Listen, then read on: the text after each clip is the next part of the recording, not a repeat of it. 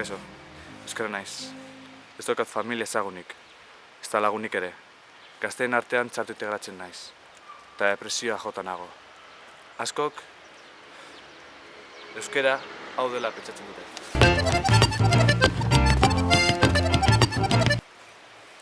Baina ez da hori bakarrik. 1989an nire psikologoa ezagutu nuen, Euskaltzaindia.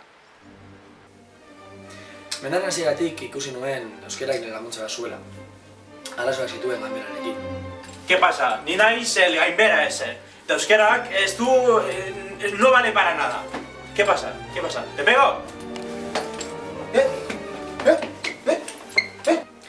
Polarizatuta zegoen, eta zera, laguntzea erabaki nuen. Haren sentimenduak bateratzea, egoera pixka bat bideratzea. Eta tira, esan daiteke batua deitzen den prozesu honek espero netuen baitzak eman dituena. 1989an Euskaltzaindia ezagutu nuen. Ondoren Gerra Zibila pairatu, eta 1990an gorakadatz ditu nuen. Ondoren, gizartean onartu zidaten, 1978an.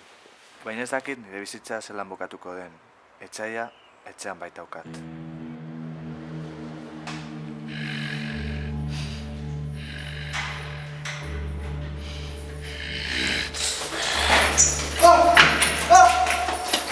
Euskara, zara una puta mierda. Ez duzu balio ni para ligatzeko.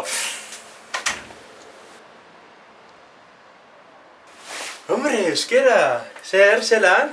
Joder, super ondo pasegun beste egunien, Bai, ez da, nire familia zehaz ondo.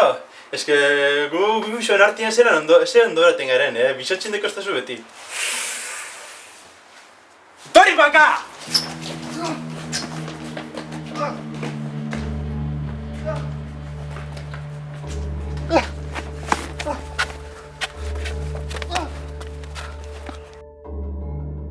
Baina zergatik? Zergaiti bai.